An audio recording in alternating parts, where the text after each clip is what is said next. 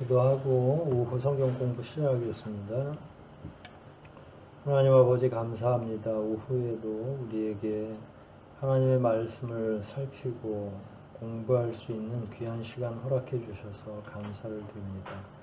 이 시간 저희들이 누가복음 공부할 때에 성령께서 함께 해 주시고 말씀을 통해 여러 가지 상황들 또 예수님 당시의 이야기들을 공부할 뿐만 아니라 이 시대에 우리가 어떻게 살아가야 될지 말씀을 통해 분명하게 저희들에게 교훈해 주시옵소서. 시간도 끝나는 시간까지 함께 하실 것 믿사와 예수님의 이름으로 기도하옵나이다. 아멘.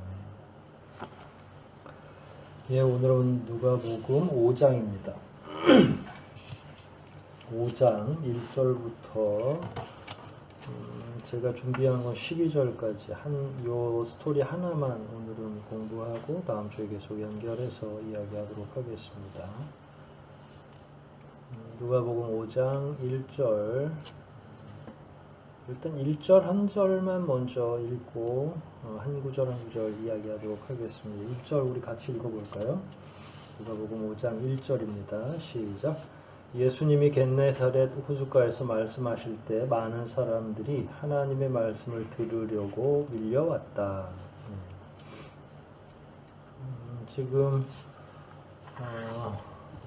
40일 금식, 그 다음에 3번의 그 시험을 거치신 예수님은 아예 이제 갈릴리 지역으로 오셨다고 이야기했죠. 그래서 가버나움과 나사렛 갔다가 오셨고, 그런데 여기 겟네사렛 호수라고 나와 있는 건 다 그 지역 자체를 이야기하는 겁니다. 물론 가버나움이 조금 더 가까울 거고요. 거기서 이 갈릴리 지역과 사해 지역은 그 지정학적으로나 지구과학으로 이렇게 보면 사해 지역은 마이너스 한 400m 땅 밑으로, 그러니까 예루살렘에서 사해를 내려가는 길이 굉장히 많이 내려가겠죠. 이 갈릴리도 마찬가지 마이너스 해수면보다도 낮은 지역이에요. 그러니까 보통 일반 땅에서 이 마치 거대한 운물처럼 되어 있는 이 밑으로 내려가야 되는 거죠. 해수면보다 막 200m 가까이 낮으니까 참 특이한 바다예요. 그래서 만약에 북쪽을 놓고 본다면 오른쪽에는 골란고원이나 지금의 요르단이 있는 거죠. 그 지역 자체가 왼편으로 이제 가버나움뿐만 아니라 왼편의 아래편 쪽으로 이렇게 올라가면 우리가 잘 아는 나사렛 지역이 있어요. 거기 전체를 그냥 갈릴리 지역 보통 이렇게 표현을 합니다. 근데 이제 오늘은 갈릴리 지역이 아니라 아예 그 갈릴리 바다에서 호수에서 벌어지는 이야기를 하려고 하는 거죠. 게네사렛 호수라고 이야기했죠. 그래서 갈릴리 호수 이렇게 이야기한다고 말씀을 드렸고, 사실은 이쪽에서 저쪽까지 보이긴 하는데 워낙에 넓어서 때로는 사람들이 그냥 바다라고 이야기합니다. 갈릴리 바다 이렇게 이야기를 하기도 하죠. 이 당시에 사실 갈릴리 지역에서 나와서 지중해를 볼 수는 있죠. 그렇게 뭐 불가능한 일은 아닙니다만은 지중해 바다 보겠다고 여기서 나올 사람들은 없을 것이고, 이 당시에는 지금으로부터 2000년 전이니까 뭐 무슨 과학적인 그 사전 같은 게 있어서 뭐 바다 따로 호수 따로 이렇게 이야기하고 공부할 만한 상황은 아니니까 거기서 거기로 이렇게 불렀던 것 같아요. 워낙에 넓기도 하고, 거기에 이제 예수님이 호숫가에서 말씀을 하셨다. 근데 이때만 해도 몇 명 없었어요. 1절을 이야기할 때에는 사람들하고 뭐 이런저런 이야기하고, 또 사람들 입장에서는 예수님이 이미 이 당시에 5장까지 오는 사이에 다양한 그 기적도 베푸시고 하셨으니까 이런저런 질문을 했겠죠. 그때 그 귀신 내쫓은 거는 도대체 어떻게 하신 거예요?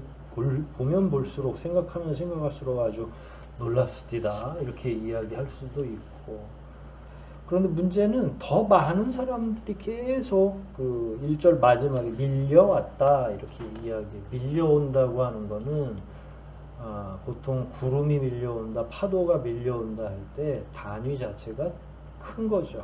그러니까 그 전에 1절이 시작할 즈음만 해도 몇몇 사람하고 안부 인사하고 뭐 사람들이 오긴 왔지만 뭐 이렇게 밀려오는 정도는 아닌데 말하는 사이에 엄청나게 밀려왔죠.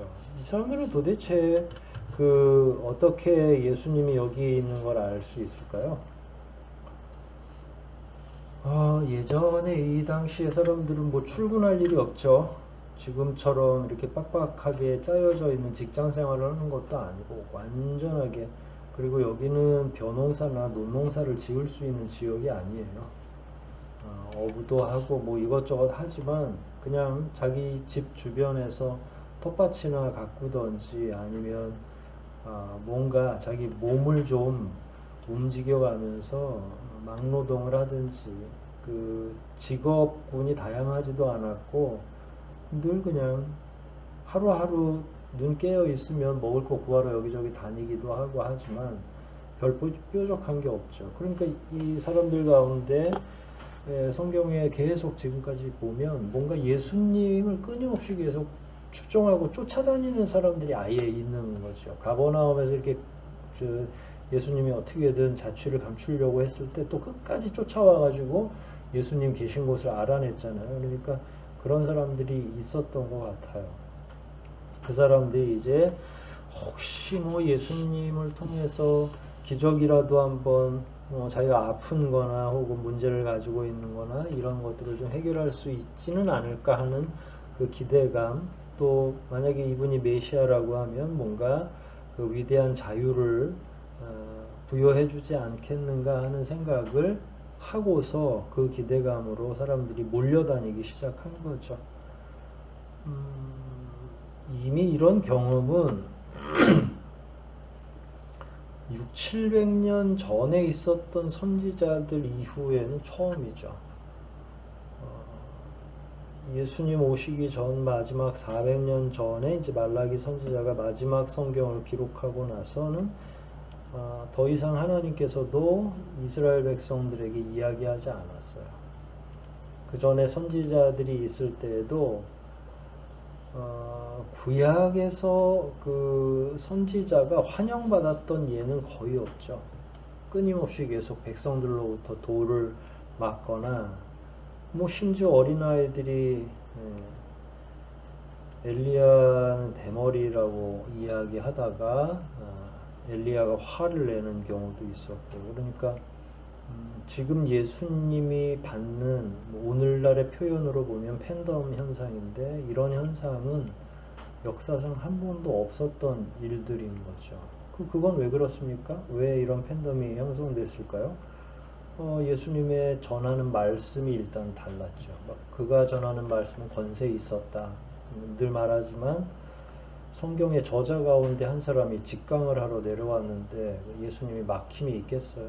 즉문즉답은 둘째치고, 그 당시에 말씀과 연관되어 있던 랍비나 서기관들, 다른 종교 지도자들이 감히 해석해내기 어려운, 그리고 입에 발린 해석이 아니라 예수님 그런 표현은 안 했을 것 같아요. 이거 우리가 기록할 때 말이야 뭐 이렇게는 안 했을 텐데, 예수님은 눈에 선했겠죠. 구약 성경을 기록하실 때에 성령에 감동되어 있는 저자들이, 근데 아무튼 그 이전에 천지를 창조하실 때는 아예 직접 창조를 하신 장본인이니까 그 천지 만물의 창조부터 정말로 설명할 수 있는 것, 진짜를 보고 설명할 수 있는 건 예수님밖에 없으신 거잖아요. 그게 어떻게 사람들하고 같겠어요? 진짜 그 상황을 바라보면서 창세기를 설명한다고 그러면 재간이 없죠. 다른 사람들은. 다른 사람은 경험도 혹은 상상력도 부족한데 예수님은 팔짱 끼고 관조하셨던 분이니까. 그게 저자라는 게 그만큼 엄청난 겁니다. 그분이 이제 진짜 말씀을, 그동안의 종교 지도자들이 자기에게 유리한 방식으로 해석했던 많은 말씀들을 진짜로 하나님이 이스라엘 백성이 좀 알았으면 좋겠다라고 생각하는, 그리고 이게 원뜻이야 라는 거야. 성경은 늘 말하지만 one verse, one meaning입니다. 그러니까 한 성경은, 한 구절은 한 뜻밖에 없어요.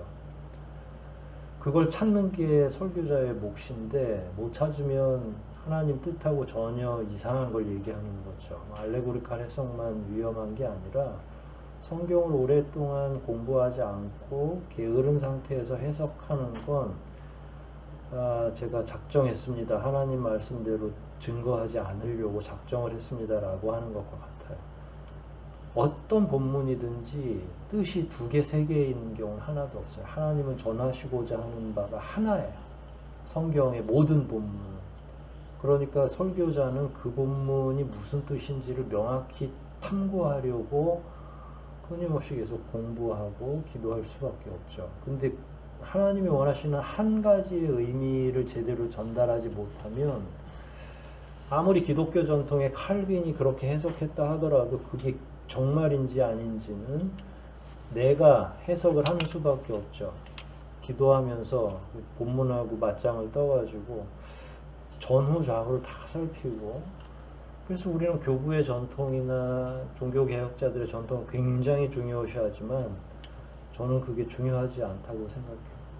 하나님이 그럼 이 시대의 설교자들은 누구만 잘 카피하면 되냐면 종교개혁자들 설교 카피하면 되는 거죠. 근데 하나님은 그러지 않으셔. 하나님은 저에게 주시는 은사와 통찰이 있으니까. 그래서 항상 그렇게 기도하죠. 2000년 동안에 이 본문을 나처럼 설교한 적이 한 번도 없었으면 좋겠다. 그러니까 내가 제일 처음으로 이 본문을 이렇게 정확하게 해석했으면 좋겠다라는 과장된 욕심을 가지고 기도하죠. 본문을 해석하는 데 있어서. 예수님이 그 권세를 가지고 있었다는 건 대단한 거죠. 왜냐하면 그분은 원저자였기 때문에 가능한 거고, 그게 제자도 안에서 해석이 되고 제자도 안에서 잘 전달이 됐다면 일단은 바울이 가장 탁월한 성경 해석가였겠죠. 왜냐하면 예수님이 해석한 그대로를 공부하고 배웠고 들었을 거니까. 베드로도 마찬가지고. 그 전통이 제일 중요하다고 저는 생각을 합니다. 여하튼 그런 말씀을 들으려고 사람들이 구름대같이, BTS가 부산 공연을 한다고 하죠. 표 한 장이 뭐 수백만 원이라고 그러는데 숙박비는 500만 원씩 한다고 그래요.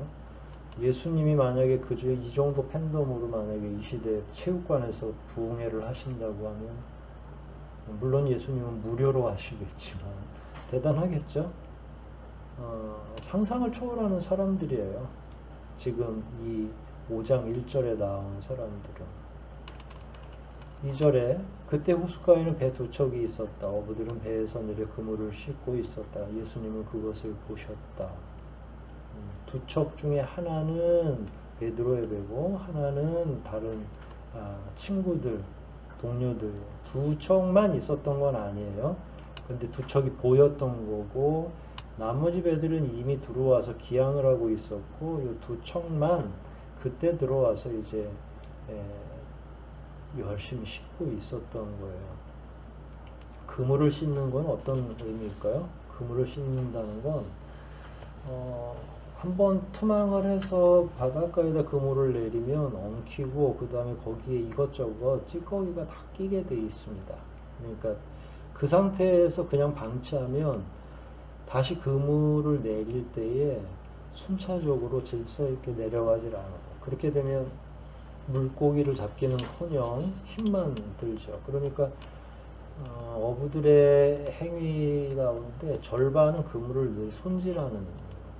나무를 자르러 올라가는 사람의 절반이 도끼를 손질하는 것처럼 어부들은 항상 이와 비슷한 광경은 텔레비전에서 늘 나와요. 물고기 잡는 프로그램 이렇게 보면 채비를 하는 게 그 물고기를 잡는 사람에게 있어서는 가장 중요한 일이죠. 그 일을 지금 이제 갓 들어와서 일단 그물을 싣고 정비를 해놓고 퇴근을 할 요량입니다. 여기 표현은 안 되어 있지만, 근데 그 배들을 예수님이 본 거예요. 이것은 우연인가 필연인가? 일단은 우연을 가장한 필연이죠. 왜냐하면 하필이면 3절에 보면 그중 하나의 시몬의 배에 오르셨다. 이렇게 바로 직설적으로 나오죠. 우연 같습니까? 아니죠. 예정이죠. 하나님께서 시몬을 이때 부르시기로 작정하신 거죠. 3절 그중 하나의 시몬의 배에 오르셨다. 인생 끝나는 거죠. 이 순간에 이미 역사가 다 바로 시작된 거예요. 그리고 그에게 배를 육지에서 조금 떼어놓게 하시고 앉아서 군중을 가르치셨다. 1절 마지막에 보면 밀려왔다와 이 3절은 완전하게 연결되는 거죠. 사람이 밀려오는데 거기서 소리쳐서 이렇게 이야기하기에는, 그리고 어떻게든 예수님 옷자락이라도 한번 만져보겠다고 하는 사람들이 있죠. 그렇게 되면 말씀을 증거하고 하기보다는 안 되죠. 예수님이 어느 지역으로 이동할 때에 갑자기 이동을 멈추시고 사람들 사이를 막 헤지고 가시다가 이동을 멈추고, 누구냐, 내 손에, 내 몸에 손을 댄 사람이 누구냐, 군중 사이에 막 몸이 부딪히는데도 그 얘기를 하셨거든요. 분명히 누군가 나를 의도를 가지고 만졌다. 주님에게서 어떤 능력이 나가는 걸 느낀 거죠. 그러면 이거 완전히 다른 문제인 거예요. 이렇게 했을 때 예수님은 그러면 말씀 증거하기가 굉장히 어려운데 배를 타셨고 조금 띄워 앉는 거죠. 마태복음 5장에서 7장, 8장까지를 우리는 산상수훈이라고 하죠. 여기는 선상수훈이에요. 배 위에서 복음을 증거하는 거. 근데 불행히도 뭘 얘기하셨는지는 나오지 않아요. 형태만 나오는 거죠. 산상수훈은 산에서 했는데, 산이라고 해봐야 그냥 야트막한 산이에요. 배봉산보다 더 작은 산이에요. 언덕, 구릉 정도 이렇게 생각하시면 돼요. 근데 거기에서 수천 명이 그 사람들을 이제 먹이고 재우고 이렇게 해야 되면 수천 명이 거기 있는데, 거기서 소리쳐도 안 될 것 같은데 거기서 예수님이 목소리도 그 크게 하실 분은 아니잖아요. 우리가 성경에서 보는 예수님 같은 경우는. 그런데도 주변에 있는 사람들이 예수님의 음성을 듣고, 특별히 산상수훈은 성경에서, 특히 신약에서 가장 소중한 말씀이니까 그 말씀을 이렇게 핏대 올리지 않고서도 이야기하는데, 거기에 이렇게 둘러져 있는 사람들이 마치 자연적인 스타디움처럼 형성된 곳에 사람들이 알아들었다는 건 참 놀라운 거죠. 근데 지금은 배 위에서 조곤조곤 말씀을 묻거나 하면 증문즉답을 해주시고, 아니면 주님이 뭔가 의도가 있으실 때는 본인이 준비한 하나님의 말씀을 전달했을 거고, 준비된 군중들은 졸지 않습니다. 그러니까 아무리 피곤하고 해도 밀려와 있는 사람 중에서 자세는 편할 수 있죠. 유대인들도 그렇고 그리스 로마에 식사하는 풍습은 그림에서 봤듯이 이렇게 기대에 앉아서 조금씩 이렇게 먹는 거, 우리처럼 젓가락을 사용해서 반찬 10첩반상씩 먹는 그런 음식이 아니라 손으로 떼어 먹을 수 있는 거니까 대충 기대서 강의를 듣거나 혹은 이렇게 설교 말씀을 들을 때에도 회당이 아닌 상태에서는 자기 자식이 이렇게 끌어안고서 머리를 아버지 그 허벅지에 기대게 할 수도 있고, 많은 사람들이 거기서 자유롭게 앉아서 주님의 강의를 혹은 강설 자체를 들을 수 있었겠죠. 군중을 가르치셨다 했으니까 뭔가 교훈이 되는 말씀들. 그 설교한 내용이 끝나자 4절 예수님이 말씀하시는 시몬에게 깊은 데로 와서 그물을 쳐서 고기를 잡아라. 유명한 이야기잖아요. 그러니까 예수님은 2절에서 그물을 씻고 있는 모습을 보고, 예수님은 인사이트가 있잖아요. 통찰이 있잖아요. 그리고 배에 올랐는데 뭐가 하나도 없었어요. 그물을 씻는다는 건 방금 전에 귀향을 해서 항구 안으로 들어와서 정리를 하는 순간이에요. 근데 이때 무슨 오늘날처럼 뭐 수산업자들이 달려들어가지고 고기를 다 가져간 건 아닌데, 그 그물을 씻는다는 건 이제 방금 전에 들어와서 정비한다는 건데, 예수님이 배에 올랐어요. 예수님이 어리석지 않은 분이니까 올랐는데 뭐가 하나도 없어요? 물고기가 하나도 없는 거죠. 허탕친 거구나. 저는 이 부분에서 참 놀라운 거죠. 그들의 필요가 뭔지, 그들의 결여가 뭔지를 알고, 항상 우리가 하나님을 만날 때는 로또 맞아서 행복할 때는 하나님 만나지 못해요. 그런 시간이 없죠. 안 돼요. 그럼 주로 우리는 언제 하나님을 만나는, 10중 8구 교우들하고 인터뷰하고 대화를 나눠보면 다 어려울 때 만났더라고요. 병에 걸려 있을 때, 심각한 재정적인 위기가 있을 때, 자녀가 무슨 문제에 봉착해 있고 부모는 기도할 거 외에는 다른 방법이 없을 때, 그때 그걸 기다리기라도 했듯이 한 것처럼 예수님이 쓱 그 사람에게 가는 거죠. 치유 사역이 많이 나오는 이유는 그 사람들이 제일 많이 주님을 갈망하면서 찾아왔기 때문에 그러는 거죠. 필요한 사람이 찾는 거예요. 근데 필요할 때가 있는 거죠.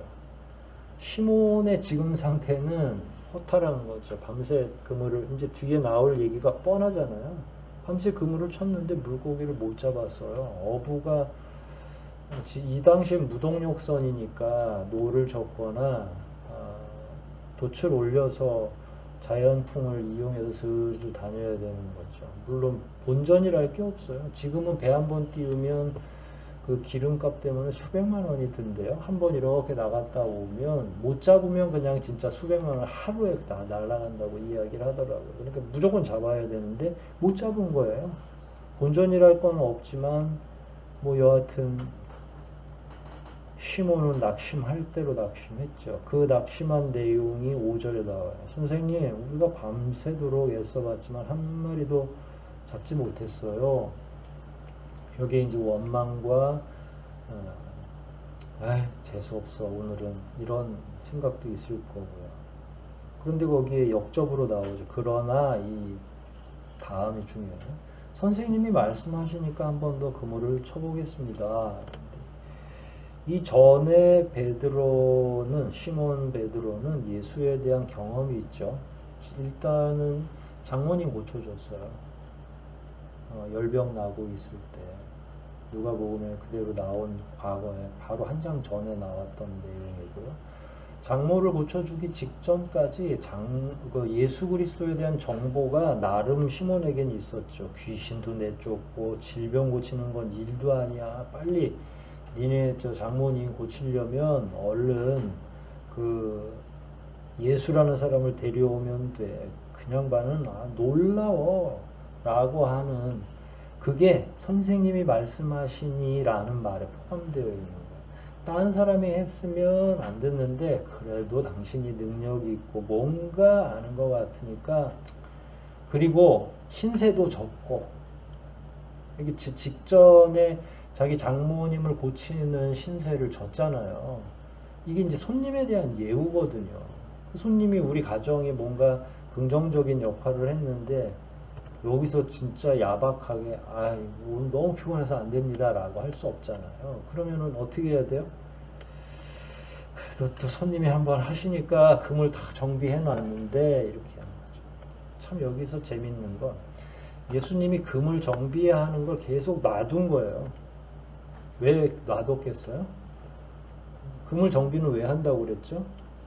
물고기 다시 잡으러 갈 때 필요한 거예요. 그러니까 예수님은 그물 정비 다 뒤에서는 지금 열심히 그물 정비하고, 예수님은 앞에 사람들하고 대화하고, 딱 보니까 정비가 끝났어. 그럼 이제 뭐만 하면 돼요? 물고기 잡으러 가면 되는 거죠.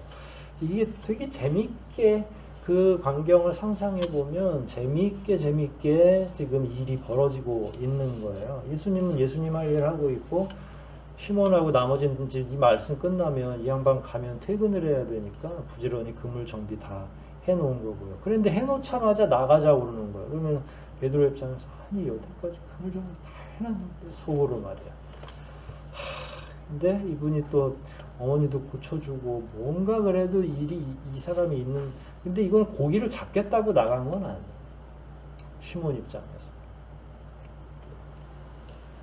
6절에서 놀라운 일이 벌어졌죠. 그물을 쳤더니 고기가 너무 많이 잡혀 그물이 찢어지게 됐다. 그래서 다른 배 동료들에게, 이게 아마 요한과 야고보였을 수도 있죠.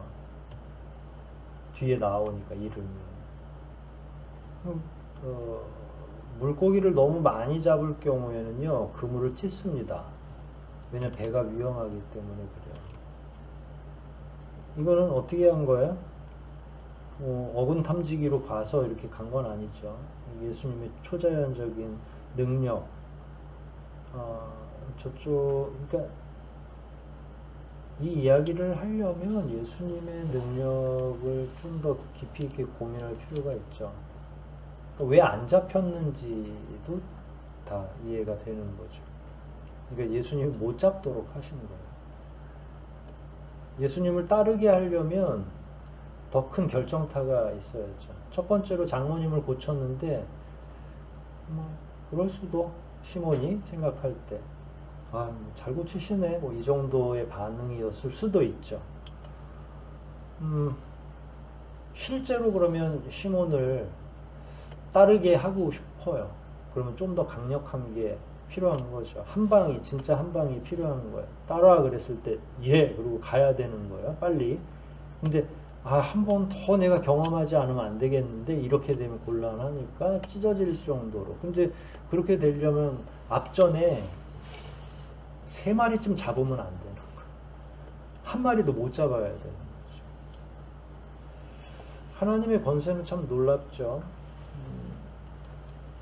아간을 잡아낼 때, 광야에서 범죄한 아간을 잡아낼 때 하나님이 정확하게 찍어내시잖아요. 모든 지파 가운데 그 지파가 남게 하고 최종적으로 아간이 딱 들어오는 거예요. 그러니까 하나님이 수가 많아서 뭘 못하시는 분은 아니에요. 이스라엘 백성들이 이집트에서 탈출할 때 집이 빽빽하게, 물론 이스라엘 백성들은 고센에 있었지만 그 옆에도 바로 이집트 사람들이 있거든요. 근데 죽일 자와 죽이지 않아야 될 자들을 정확히 파악하시잖아요. 문설주의 양의 피를 발라놓은 집은 다. 그러니까 그거를 구별한다는 게 오늘날도 쉽지 않을 것 같아요. 누가 누군지를 명확하게 구분하는 게 쉽지 않아요. 물고기를 잡히지 않게 하는 것을 한 번도 우리 생각 안 해봤잖아요. 물고기를 어떻게 잡히지 않게 하겠어요. 베드로는 애를 안 썼겠어요. 왜 이러지? 그물 돌리고 저쪽으로 가볼까? 근데 어떻게 피레미 한 마리를 못 잡아요. 그래야 기적이 극대화되는 거기 때문에 하나님의 능력은 일단 잡히지 않게 하는 데부터, 사람들은 그게 기적이라고 생각하지 않지만 하나님은 의도가 있는 거죠. 안 잡히게 하는 그 역사는 어떻겠어요? 그건 우리가 상상할 수 없는 일인 거죠. 저는 그게 더 놀라워요. 대충 뒷걸음질 치다가도 잡을 수는 있잖아요. 근데 한 마리도 어떻게 그 저녁에 안 잡게 할 수 있느냐는 상상을 초월하는 거죠. 그 두 개의 능력은 동일한 거다. 만선을 이루는 거나 하나도 못 잡게 하는 거나 하나님이 절대 주권을 가지고 계시는 거예요. 그러니까 호수의 주인입니다 이런 차원이 아니라 정말로 온 우주 만물을 다스리는 하나님이 되는 거죠. 7절에 동료의 배들에게 도와달라고 손짓했어요. 야 빨리 와 하고 그들이 함께 와서 2배의 고기를 가득 채웠는데 너무 많은 거죠. 2배가 같이 가라앉으려고 막 그러는 거예요. 그러니까 이거는 전무후무한 경험인 거예요. 앞으로도 갈릴리 바다는 이런 식으로는 나올 수가 없죠. 그랬더니 8절에 시몬이 뭔가 심상치 않구나. 이 양반은 귀신들 내쫓는 것부터 시작해서 그래서 그냥 그렇게 얘기하는 거죠. 주님, 저는 죄인입니다. 제발 저를 떠나주세요. 참 이게 처절한. 근데 참 시몬은 그 수제자답죠. 그냥 이 유대인들은 직업은 그냥 밥을 먹기 위한 거예요. 우리는 직업을 출신성분으로 이해하거든요. 천박한 민족은. 그러면 농사꾼이나 어부는 이렇게 생각을 하죠. 여기는 예수님 아버님도 목공을 하셨잖아요. 목수셨잖아요. 그러니까 그건 그냥 밥 먹는 수단이에요. 자기에게 주어진 진짜 하나님의 은사 같은 거예요. 하지만 이 사람들은 배워요. 끊임없이 성경을 공부하고 배우고 이게 묵상에서 나온 결과라고 생각해요. 이분은 절대 뭔가 이분은 내 앞에 있으면 내가 다 까발려지고 읽혀질 것 같아라고 하는 영적인 깨달음을 확 얻은 거예요. 이분이 계속 옆에 있다가는 나는 견딜 수가 없는 거죠. 이거는 고민을 해본 사람이기 때문에 이렇게 바로 나온 거예요. 베드로의 주님을 향한 첫 마디가. 예를 들어서 베드로가 진짜 무식한 사람이고 껄렁껄렁, 사람들은 베드로가 뱃사람이니까 무식하다고 자꾸 무식한 뭐 그림을 그려도 수염 덥수룩하게 그리고 막 그러잖아요. 그러나 베드로전서 베드로후서 보면 바울의 조직 신학을 넘나드는 방식, 또 다른 특별한 베드로만의 신학이 있거든요. 근데 그런 면에서 이 지금 고백은 다 아는 거죠. 이분이 내 앞에 들어오는 순간에 나는 완전하게 까발려지겠구나. 그래서 자기는 죄인이라고 누가 물어봤어. 그리고 여기서 죄인이라고 하는 건 신약 시대예요. 예수님이 오신 지 얼마 안 됐어요. 시대상으로 보면 유대 땅은 엉망진창이 되어 있는 거예요.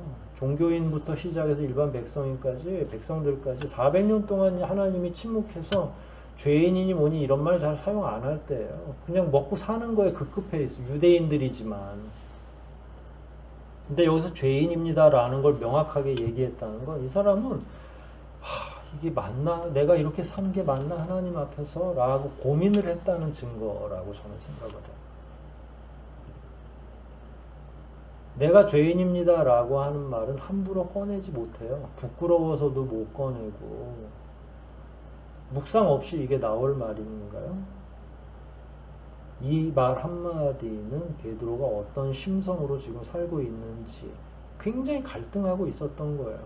종교 지도자들은 배를 두들기면서 있고, 정치 지도자들은 로마에 붙어 있고, 세금 받는 자들은 많이 받아서 착복하고 있고, 백성들은 죽어라 죽어라 일만 하고 있고, 하나님은 언제 오시나? 우리는 지금 이렇게 사는 게 맞나? 이런 종합적인 반추가 끊임없이 계속 베드로를 통해서 일어나고 있을 때 주님이 이런 방식으로 어마어마한 경험을 하게 하니까 이거는 나랑은 안 맞는 것 같아. 너무 두려워라고 생각을 한 거죠. 떠나주십시오라고. 그 이유도 나와요. 이렇게 한 것은 9절입니다. 자기뿐만 아니라 자기와 함께 있는 모든 사람들이 고기 잡힌 것을 보고 놀랐고, 그 다음에 10절에도 동업자인 세베대의 두 아들 야고보와 요한도 놀랐기 때문입니다. 너무 놀란 거. 이거 이렇게는 불가능한데 우리가 아무리 여기서 해도. 그리고 이 사람들은 소박한 사람들이에요. 하루 많이 잡는 게 장땡은 아닌 거예요. 왜냐면 매일매일 일용할 양식 정도. 원래 농사 짓는 사람도 그렇고 어부들도 직업, 오늘날의 원양어선을 비롯해서 환경을 파괴하고 있는 직업적 그러니까 어업을 하는 사람들은 되게 부도덕한 거고요. 이렇게 지역에 살고 있는 사람은 5마리, 10마리 잡으면 너무 기분 좋다. 그 옆집도 나눠주고 필요하면 다른 거로 바꾸고 물물 교환해야 되고 뭐 화폐로 바꿔가지고 필요한 다른 물품을 살 수도 있고. 근데 그게 막 100마리씩 잡아도 건사가 안 돼요. 그 어디 판로가 있어야지. 판로라고 하는 건 유통 경로가 있어야 되는데 이 당시에 100마리 잡으면 어떻게 팔겠어요? 감당도 안 되는 거죠. 그런데 배가 2개가 다 파손될 정도로 잡았다고 하면 불가능한 거죠. 10절에 예수님 말씀하셨어요. 시몬에게 두려워하지 마. 이제 넌 사람을 낳는 어부가 될 거야. 신약 성경의 제일 유명한 말씀 중에 하나고, 사람들 동원하는데 이 말을 쓰죠. 고기 낚는 어부에 사람 낚는 어부가 된다는 이 유비, 비유, 은유, 너무 멋진 말씀이죠. 두려워 말라고 한 이 말씀에는 다른 거 아니에요. 예수님이 내가 다 알아. 그러니까 왜 두려워하는지도 알고 있고,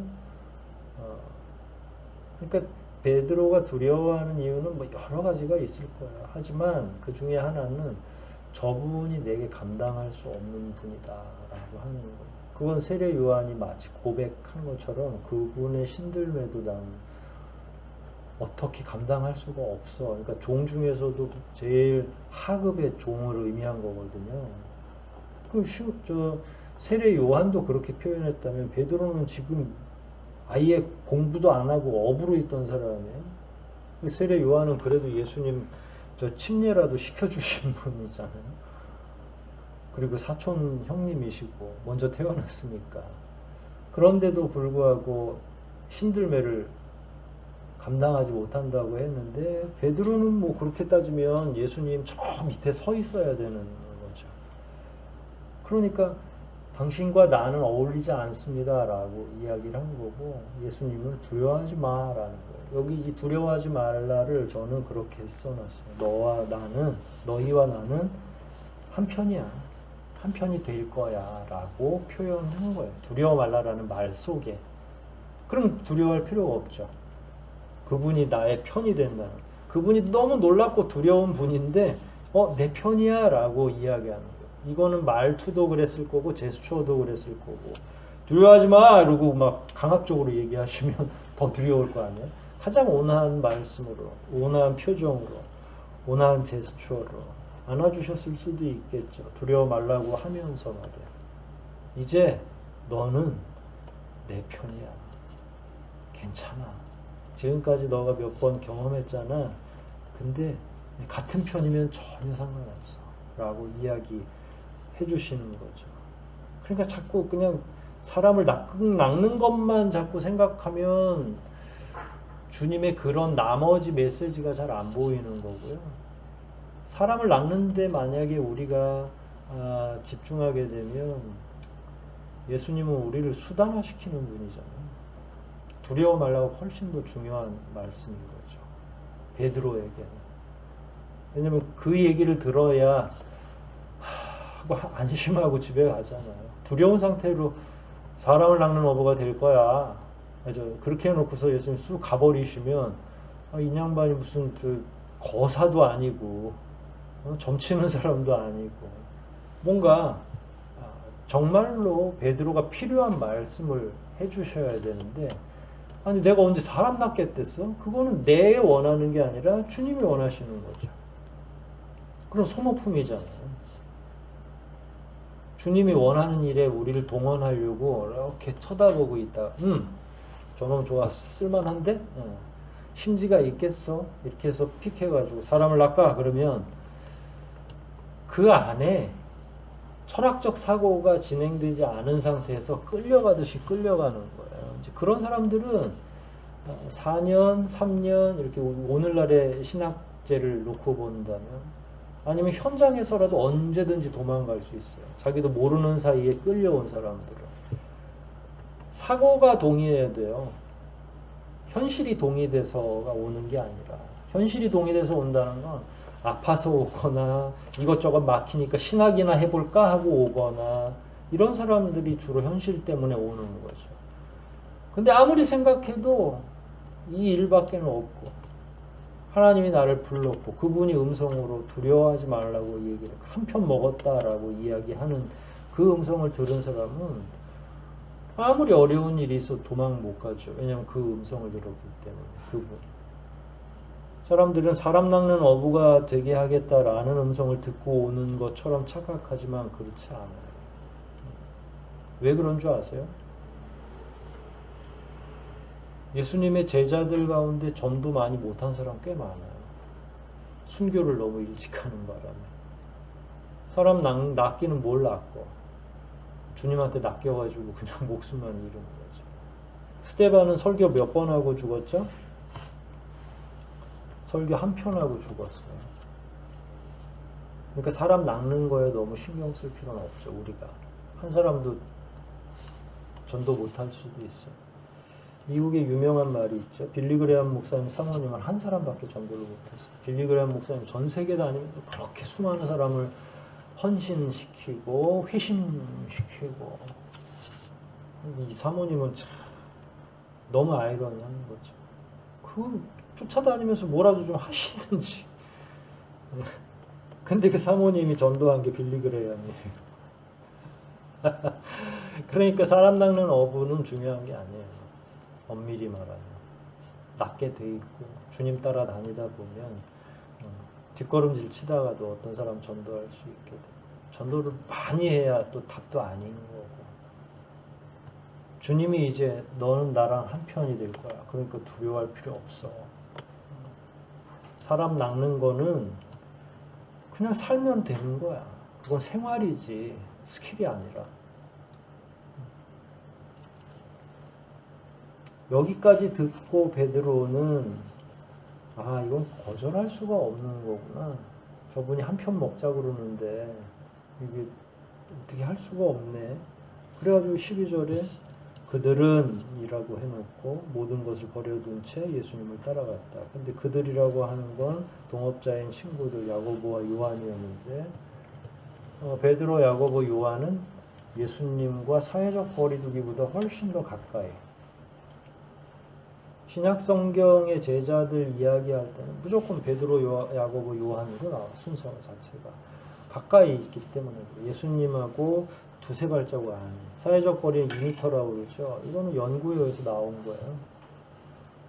아주 가까운 사람은 한 큐빗 안에 있어요. 사랑하는 연인, 가족, 그러면 요 45cm 이내에 와서 대화를 해도 돼요. 얼굴을 맞대고. 근데 그런 관계가 아니면 그건 되게 실례인 거예요. 친하지 않은데 등 뒤에 와서 이렇게 해서 막 뭔가를 가르쳐주고 하는 건, 그건 잘못하면 추행이 될 수 있어요. 이성지간이라면. 원치 않아요, 사람들이. 근데 베드로, 야고보, 요한은 주님이 허락하신 거예요. 이런 과정을 통해서 이 사람들을 같은 편이 되기로 작정하셨고 그들을 불러주신 거잖아요.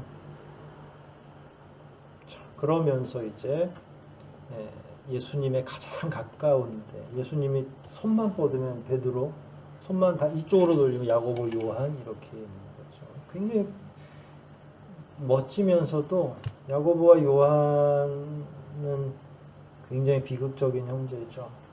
야고보가 제일 먼저 순교하고 제일 마지막까지 남아있는 게 요한 장로가 되는 거잖아요. 참 이 역사를 보면 이렇게 예수님이 부르셨구나. 근데 그게 이 장면에서 이들의 찬란한 역사들이 시작이 되는 거구나, 이렇게 생각해 보면 두렵고 떨리고 놀랍죠. 여러분에게 주님이 오셔서 두려워하지 마 이렇게 말하지 않기를. 그러면 인생 다 끝나는 거니까. 주님이 지나가시기를 주의 이름으로 축복합니다. 기도합시다.